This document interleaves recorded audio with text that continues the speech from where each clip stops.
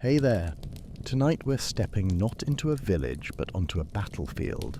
Not as a king, not as a knight, but as the kind of soldier history barely mentions. The ones with cracked boots, dull blades, and lives measured in bruises, not glory. This is the truth behind the armor. The weight, the blood, the dirt, the hunger. The kind of day most people couldn't finish, let alone survive. Because in the Middle Ages, being a soldier didn't mean shining, it meant surviving. If this kind of immersive, slow-burning history helps you relax, feel free to like the video and subscribe. It really does help. And if you're still awake at the end, drop a comment with where you're listening from and what time it is right now. There's something comforting about imagining strangers scattered across the world, all drifting into the same story.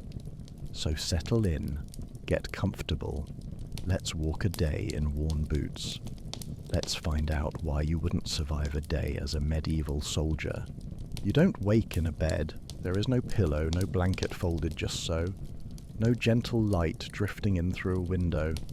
You wake because the horn is sounding, because someone kicked your feet, because the cold has reached your bones and started squeezing.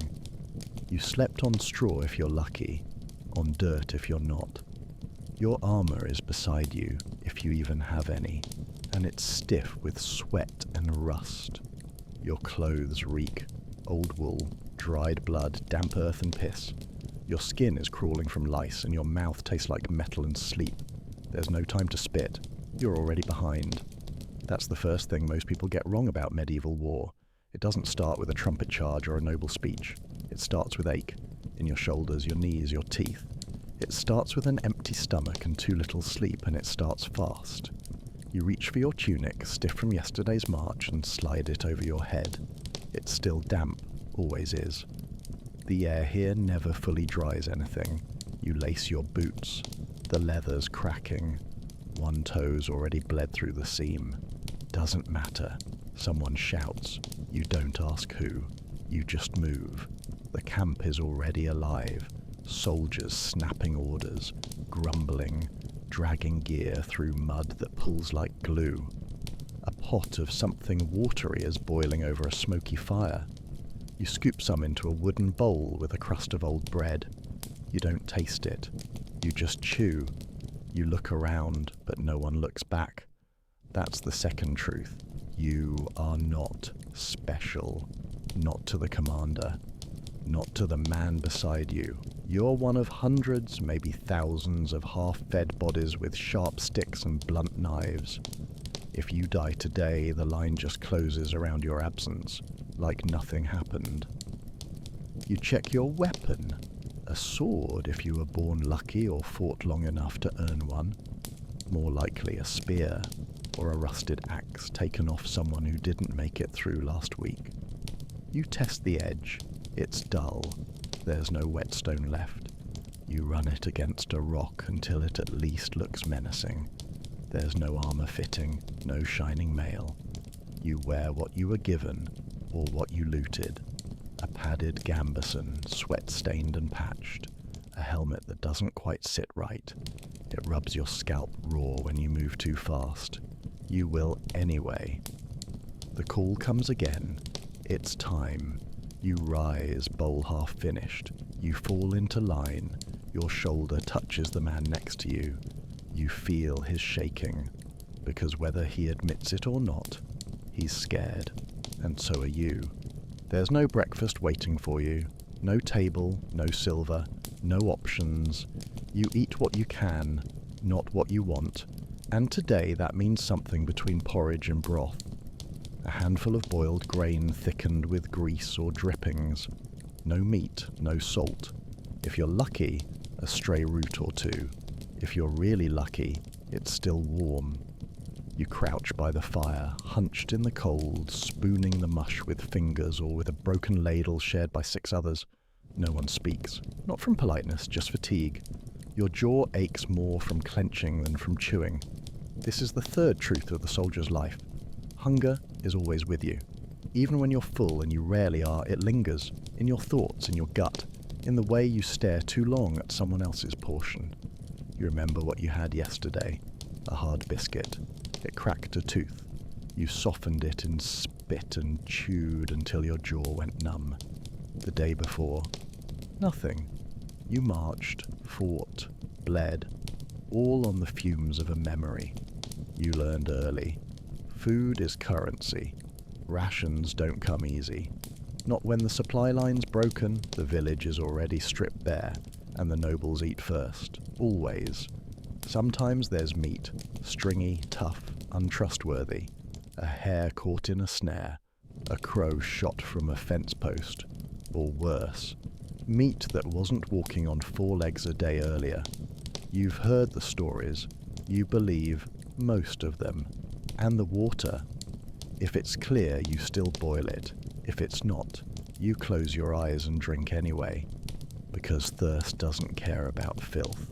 You've seen men fight over bread crusts, trade armor plates for dried beans, seen a dying soldier offer his last breath for a sip of ale from a cask that was already dry.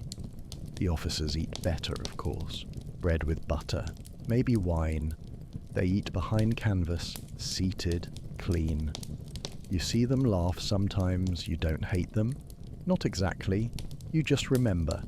You finish what's in your bowl, wipe it with your thumb, lick your thumb. Every morsel matters, and then you rise, not satisfied, just done. Because your body doesn't run on taste, it runs on enough to fight. You imagine armor like the paintings, gleaming, noble, perfect plates fitted like a second skin. But out here, armor isn't glory. It's weight, it's noise, it's punishment with buckles.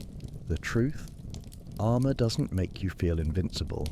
It makes you slow. Your gambeson is your base layer. Thick, quilted linen stuffed with wool or straw. It stinks, it always stinks. Soaked with days of sweat. Never dry, never clean. It's the only thing between your skin and the steel. Then comes the mail, if you're lucky enough to have it. Hundreds of iron rings stitched together in a pattern that bites into your shoulders. You hoist it on like a yoke.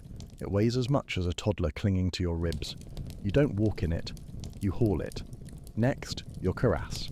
Dented from last week, scraped from the last march through a thorned grove. It doesn't fit quite right. None of it does. There's no custom fitting here, no blacksmith just for you. You tie it where it'll hold and hope the straps don't snap mid-fight. The helmet is worst. Not because of the weight, though that matters, but because of what it does to your senses. You can't hear well in it. You can't see much either.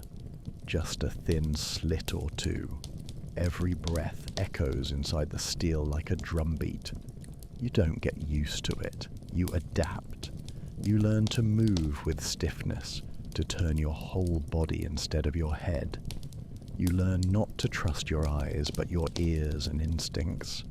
And you learn to breathe carefully, because panic is louder than footsteps in iron. You've seen what happens to those who panic. They fumble straps, they trip over their own feet. They claw at buckles they can't reach. Some drown in their helmets without ever being near water. Heat, fear, the slow, crushing pressure of steel closing in. So you train to walk in armor, to run in it, to fall in it, because you will fall, and when you do, the weight will try to keep you there. Armor doesn't protect you from pain. It buys you a few more seconds to fight through it, that's all. A few seconds more, that's what survival costs. You draw your weapon and feel its weight. Familiar, but not comforting. It's not magic, not unbreakable, just iron and edge, and iron gets dull. That's the next truth. A blade is only as useful as the hand that keeps it ready. Your sword isn't gleaming, it's scratched. Pitted from rain, from blood, from time. The hilt is wrapped in worn leather, soft where your hand fits it best. You've had to rewrap it 3 times. You'll do it again before the weekends. You don't have oil, not the kind that's made for steel. You use fat, pork grease if you're lucky, or drippings skimmed from last night's broth. You wipe the blade carefully, cloth wrapped around your fingers, eyes on the steel like it might speak back. You sharpen when you can. by firelight on the back of a stone, during lulls between marches or while others sleep. You grind it slowly, carefully, listening to the whisper of iron against stone. It's not about perfection, it's about readiness, because once you're on the field, there's no time to fix what's gone dull. A nick in the edge can catch in a rib. A bend in the blade can send it shuddering from your hand. One flaw, one slip, that's it, and swords aren't common. Not for men like you. They're earned, found, inherited. Some carry short blades or axes, others just long knives meant more for skinning than killing. And even if you have something better, you don't swing it like they do in songs. You don't fence, you don't flourish, you hack, you slam, you aim for the quickest end, because the longer a fight goes, the greater your odds of dying from something you never saw coming. You've seen men die with perfect weapons still in their hands, clean, gleaming, useless, because they sharpened the steel, but never the mind. You don't let that happen to you. You check your weapon every morning. You clean it every night. Because out here, the blade you carry isn't a symbol. It's a question. Will this be enough? The battlefield isn't the worst part of being a soldier. The camp is. It's where the waiting happens. The sickness, the boredom that makes you restless, and the fear that makes you sharp. It is a patch of ground churned to sludge by boots and wheels, laced with piss, sweat and smoke that never quite leaves your clothes. You smell it before you see it, a sour blend of wet wool, spoiled meat, dung and the low, constant reek of unwashed bodies. That's not an insult. It's just fact. There are no baths, no clean clothes, no privacy. You piss where you can, shit where the trench says, and hope the latrine isn't full when you get there. Tents are stretched cloth tied with rope, thin, leaky. You sleep 5 to a corner, boots still on, weapons within reach. If it rains, you don't get dry. If it snows, you huddle and pray. And then there's the noise. Snoring, coughing, arguing. Men crying in their sleep when they think no one's listening. And always somewhere, someone sharpening a blade that doesn't want to stay sharp. The sound of iron on stone never stops. The food smells worse here. Cooked in dented pots over a flame that barely holds. Thick stews, too salty, full of gristle. Bread that snaps in your hands instead of tearing. Rats move freely. You swat them away without thinking. You try to keep busy. Mend a strap. Count your arrows. Stitch a tear with bone needle and thread so coarse it feels like rope. Anything to stay still and sane, but waiting wears on you. Every laugh is forced. Every card game ends in tension. You learn not to ask too many questions, not to borrow unless you're willing to fight to repay. Your belongings are tied close or hidden in your boots. Even among brothers, theft is common, because desperation rewrites character. Disease spreads here faster than orders. Coughs become fevers. Cuts become infections. You've watched men rot from the foot up without ever seeing the field. You've dug graves behind tents when the captain wasn't looking, not out of kindness, just to keep the smell down. And still, no one leaves. Because outside this stink, this chaos, this filth, there's only hunger and cold and a lord who wouldn't even remember your name. So you stay and tell yourself, tomorrow will be better, even though you know it won't. They don't wait for you, not if you're tired, not if your boots split, not even if you got a fever hot enough to cook an egg on your forehead. When the order comes, march, you march, or you get left behind. And if you get left behind, you don't get remembered. That's the sixth truth of a soldier's life. Your pace is not your own. You rise with the sky still dark, the cold still fresh in your bones. You shoulder your gear, pack, blade, shield if you have one, and fall into a line that stretches longer than your patience. You don't ask where you're going. The answer won't matter. Forward is the only direction. The road is not paved, it's not even a road. It's mud, ruts, roots, hills that mock your every step. Your boots squelch in muck, stones roll under your heel. You twist an ankle by mid-morning, but you keep moving, always moving. You don't get breaks. You walk until the light shifts, until the sun crawls over the sky like it's dragging a weight of its own. You drink water if you brought it. If not, you dip a helmet into a stream and pray the worms don't kill you before an arrow does. You talk in bursts, mostly curses. Sometimes songs, but the longer the march, the quieter it gets. Until the only sounds left are boots in mud, breath pulled through grit, and the slow, rhythmic thump of a man fighting to stay on his feet. Blisters pop, skin tears, the leather of your belt cuts into your hip, the strap from your pack bites your shoulder raw. You shift the weight again and again, but it always finds the sore spot. You see someone stumble. No one helps. One hand off your gear is one less hand to keep moving. He gets up, barely. Next time, he might not. At the rear of the column, the punishment riders watch. They don't speak. They don't need to. Their presence says enough. Don't stop. Because stopping means questions, and questions mean lashes, or worse. You march past burned villages, empty fields, forests that whisper bad luck. You march past your own fatigue and into something quieter, something hollow, the part of you that stops asking how far and just accepts that the road ends when someone else says it does. They don't write songs about feet, but they should, because before the sword breaks, before the armor dents, before the arrow finds your ribs, it's your feet that fail, quietly, cruelly. One blister, one split nail, one rotting soul at a time. You were born with 10 toes. You may not die with all of them. Your boots aren't new, they never are. They're passed down, traded, repaired with twine and stubbornness. They don't fit perfectly, but they're better than nothing. That's the standard here, better than nothing. You stuff them with straw on cold days, cloth on wet ones. You walk until the heel is soft as bread and the seams start whispering goodbye. And then you keep walking, because stopping isn't a choice. By midday, your socks are soaked, from rain, from stream crossings, from sweat. You can't tell the difference anymore. Your skin goes pale and soft, wrinkled, then raw, then open. You keep moving on shredded flesh and nerve. You've seen what trenchfoot does. Not in trenches, though. Just ditches and wet fields and cold camps with no fire.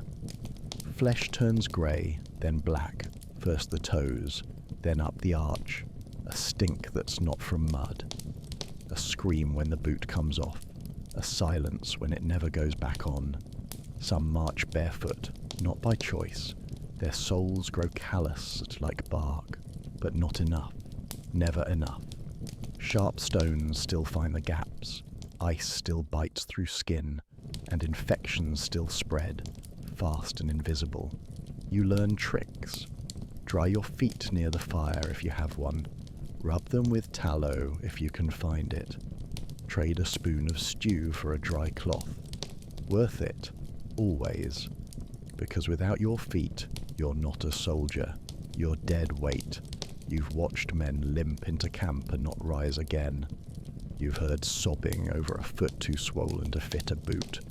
You've seen frostbitten toes snap off like branches, and you never forget, because the glory of battle might live in your chest or your sword hand, but your survival, it starts and ends with your steps. You think you'll have time. You won't. You imagine a duel. Honor, skill, rhythm. Two men circling, trading blows, grunting through sweat until one finally wins. But out here, there are no duels. Only desperation. A real sword fight is over in seconds, and most of it is panic. The line breaks, shouting erupts. You barely recognize the man coming toward you. He's screaming. Or maybe that's you. Your sword is already in your hand because you drew it hours ago, and your wrist is numb from holding it. Your shield arm shakes from tension you didn't know you were carrying. There's no graceful stance, no training pose. You swing first or you die. You aim for his shoulder. You hit his helm. Sparks. He swings back. Misses. His blade bites your shield. Your arm jolts. Your foot slips. Mud grabs your boot. You slam your weight forward. He falls. You don't think. You drive your sword down. You feel it. The crack of bone, the sudden give of muscle, the sound he makes. You feel it in your teeth, your elbows, your gut. Then it's over. You stare, just long enough to realize it's not the end, because there's another man behind him, and he's already swinging. There's no time for mercy, no time to bind your wound, no time to mourn the face you crushed. The only thing you're allowed to think is next. That's why you train to swing low, to thrust from the hip, to stab under the arm where armor splits. Because you're not aiming to defeat a man's pride. You're aiming to collapse his ribcage, end his breath, remove him as quickly as possible. You've seen what happens to soldiers who hesitate, who try to fight well. They die with perfect form and clean steel. You don't have the luxury of form, only instinct, fear. Rage sharpened into movement, and after it's over, after you survive, barely, you'll stand in the mud, gasping, your hands shaking, your blade shaking, and you'll ask the only question that matters: how many more are coming? The blood is the obvious part. It soaks into tunics, smears on steel, pools in the grass. It stings, burns, pours. But those aren't the wounds that scare you most. The ones that scare you are quieter.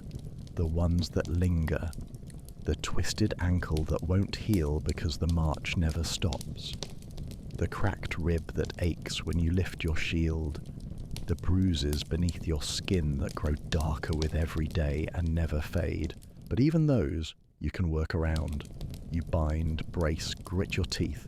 The real danger comes when something breaks inside you, something invisible. You see it in others first. A man stops talking, stops making eye contact. His hands shake when there's no cold. He starts waking up before the horn, gripping his dagger, blinking like he's still in the fight. And when the shouting starts, he flinches, even if he's 10 feet from the front line. You know what's happening. You've seen it too many times. He's breaking. And out here, there's no word for it, no diagnosis, no priest with the right prayers, no healer with a name for what he's carrying. Just mutters from the others. He's lost it, and eyes that stop looking his way. Sometimes he keeps fighting. That's worse, because he doesn't care if he dies anymore. And a man like that is just as dangerous to you as he is to the enemy. Sometimes he wanders off at night and doesn't come back. No one talks about it, because if they do, they'd have to admit it might happen to them next. So you watch your mind like you watch your blade. You keep it sharp, you guard it from the rot. You try to laugh, even if it's fake. You try to sleep, even if you wake with a start, because you know the truth now. Not all wounds bleed. Some settle deep, unseen, unnamed, and those are the ones that finish you slow.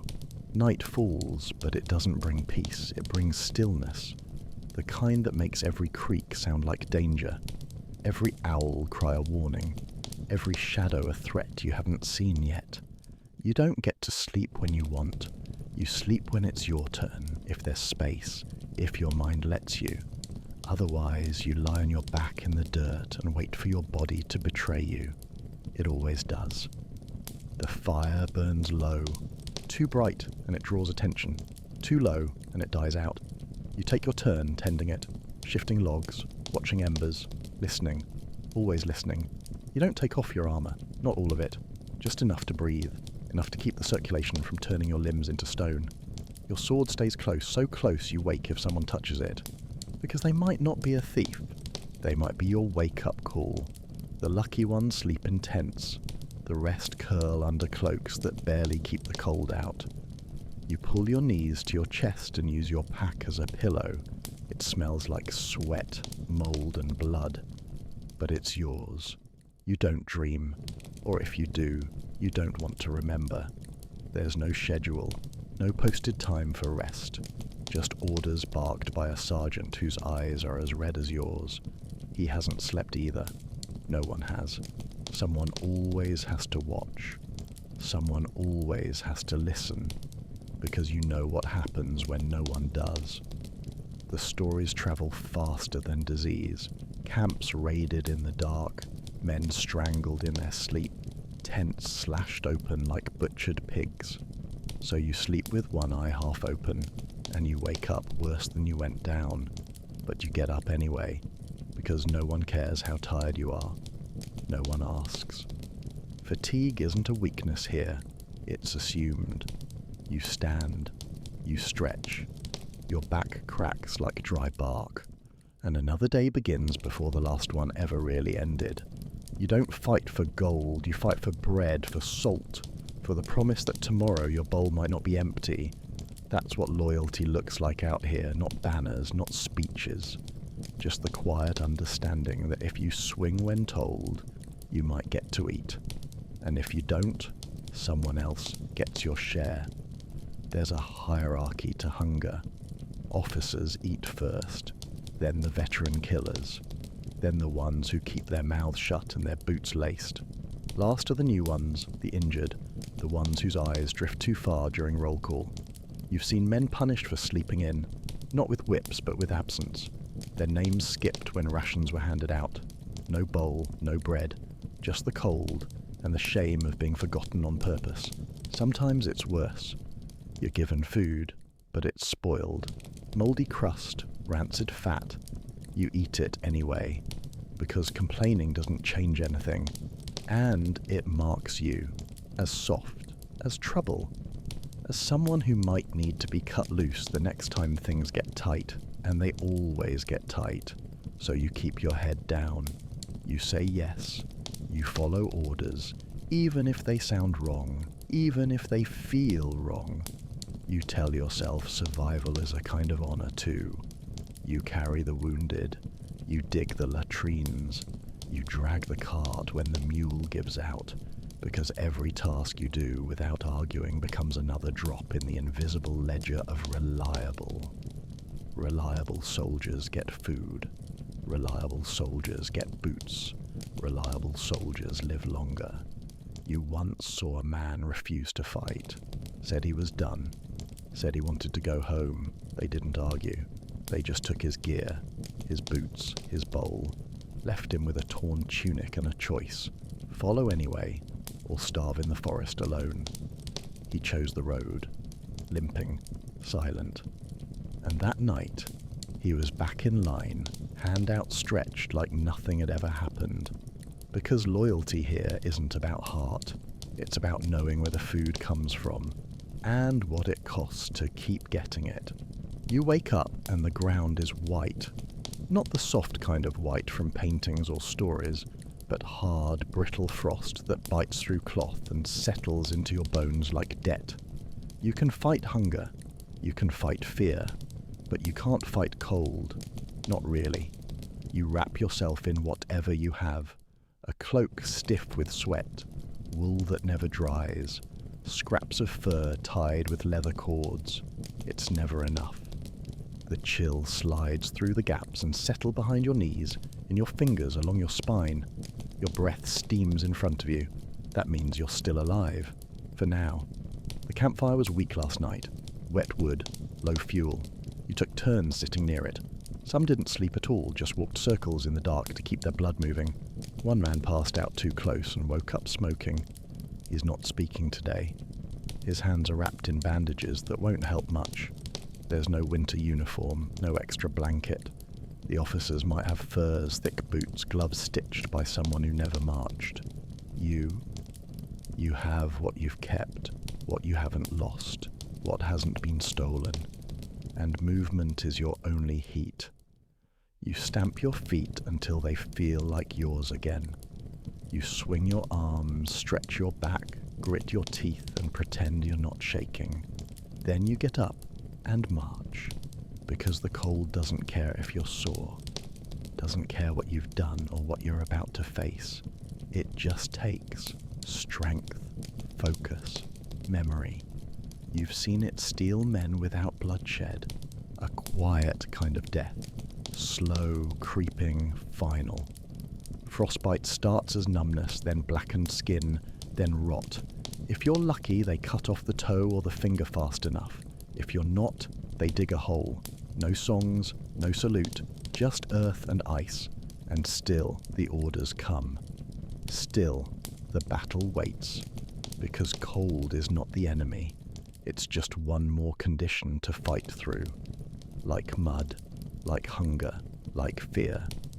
And the soldier who forgets that freezes with his sword still sheathed. You strap it on tight, it scrapes your ears, pinches your scalp. The inside smells like rust and old sweat. The rim digs into your brow if you tilt wrong, and your breath echoes in the space between steel and skull. But once it's on, it stays on. You don't take it off unless you're safe or dead. That's how it works.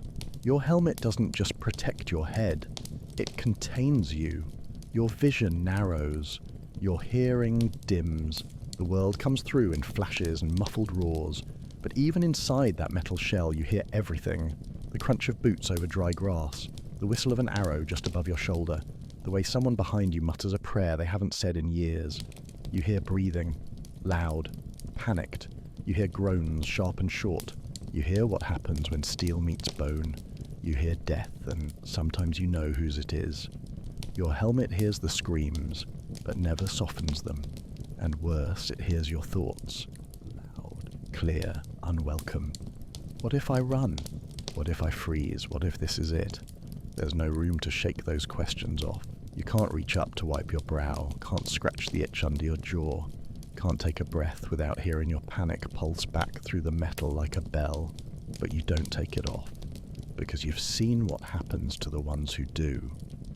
You saw a man rip his helm off mid-charge, gasping, sweat-blind, begging for air. A javelin found him before his next breath, straight through the throat. You don't forget that sound, so you wear it, you adjust, you live inside it. You learn to listen not with your ears, but with your instincts. You count seconds, you track shadows. You guess where the next strike will come from based on the pressure in the ground, not what you see. Because vision lies, sound lies, even orders lie. But survival? That speaks clearly, if you learn how to hear it, even under iron. You see it before you see the enemy, a shape in the haze, a patch of colour above the chaos, faded, torn, edges flapping like wings too tired to fly. A banner, your banner, the mark of your lord, your side, your place in this storm. You don't stare at it because of pride, you stare at it because you need it, because it's the only thing that tells you you're not alone. Out here, noise is constant. Steel on wood, screams, horses screaming louder. The press of bodies, of weapons, of orders barked from mouths you can't see. Everything shifts, lines bend, people vanish, and if you lose your position, you disappear. Not just from the field, but from memory. No one counts missing soldiers, only surviving ones. You fall, you're crushed, and the next row steps over you. But that banner, it stays upright. Someone is always carrying it, even if it's the fourth man that day, even if it's a boy with no blade, even if the pole's snapped and the cloth is soaked in blood. Someone lifts it, and you follow. Not because of belief, not because you love the crest on it, but because it's the only direction that doesn't lead to being lost. You've seen what happens when the banner drops. Confusion spreads like fire. Men shout, run, turn on each other. One false retreat and everything falls apart. The dead outnumber the dying in minutes, so you watch it. You fix your eyes on that flutter of cloth and use it to fight the panic, to remind yourself where you are, and more importantly, where you're not. Not in the woods, alone. Not among the enemy ranks. Not beneath the hooves of a charging horse. Not buried under the wrong flag. Sometimes you wonder who designed it, what it means, why it had to be that colour. You never ask. You never will. It's not about the history. It's about the shape it makes in the smoke. That shape is the only thread keeping your body tied to something larger. And when you're bleeding, half blind and out of strength, that thread might be all you have left. They promised you something. Maybe not gold, maybe not fame, but something. A story told, a song sung, a name remembered.